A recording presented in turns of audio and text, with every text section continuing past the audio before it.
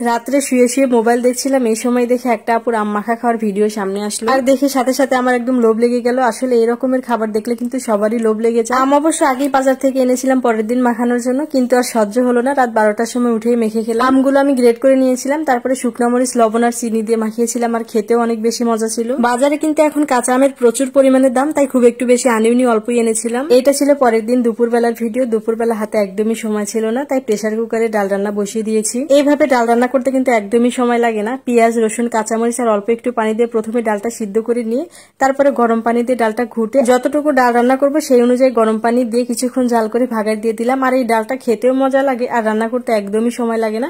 তো যখনই হাতে কম সময় থাকে তখন কিন্তু আমি এইভাবেই ডাল রান্না করি। তারপরে এখানে মাছ রান্না করবো। এই ফুলকপিগুলো কিন্তু আমি শীতের মধ্যে হালকা ভাপ দিয়ে তারপরে ফ্রোজেন করেছিলাম, সাথে একটু সিমও দিয়েছিলাম, শুধুমাত্র আলু দিয়ে রান্না করে ফেললাম। ফ্রোজেন করার ফলে কিন্তু খুব একটু বেশি স্বাদের পার্থক্য হয়নি, তারপরও টাটকাটার স্বাদ একটু বেশি হয় ফ্রোজেনটার থেকে। রান্না করার শেষে এখানে আমি একটু ফোড়ানি বাটা দিচ্ছি। যে কোনো ঝোল তরকারিতে এরকম করে যদি ফোড়ানি বাটা দেওয়া যায় তাহলে কিন্তু স্বাদ অনেক বেড়ে যায়। ছেলের যেহেতু স্কুল শুরু হয়ে গেছে, তাই এখানে কিছুটা পরিমাণ ডোনাট বানাবো টিফিনের জন্য। তো হালকা গরম পানির মধ্যে একটু চিনি আর লবণ দিয়ে ভালোভাবে মিশিয়ে অল্প একটু ইস্টও দিয়েছিলাম, সেটাও ভালোভাবে মিশিয়ে পরিমাণ মতো আটা দিয়ে সুন্দর করে একটা ডো তৈরি করে 2 ঘন্টার জন্য রেখে দিলাম। 2 ঘন্টা রাখতে পারিনি যেহেতু খুব একটু বেশি সময় ছিল না, তাই খুব একটু বেশি কিন্তু ফোলেও নি।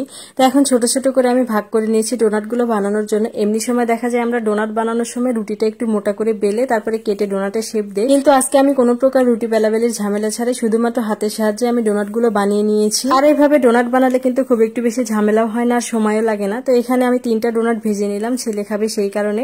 আর ডেকোরেশনের জন্য একটু চিনি গুঁড়া দিয়ে তারপরে ডেকোরেশন করলাম। এখানে আমি অন্য আর একটা পদ্ধতিতে ডোনাটগুলো বানিয়ে নিচ্ছিলাম, আর এইভাবেও কিন্তু কোনো প্রকার ঝামেলা হয় না।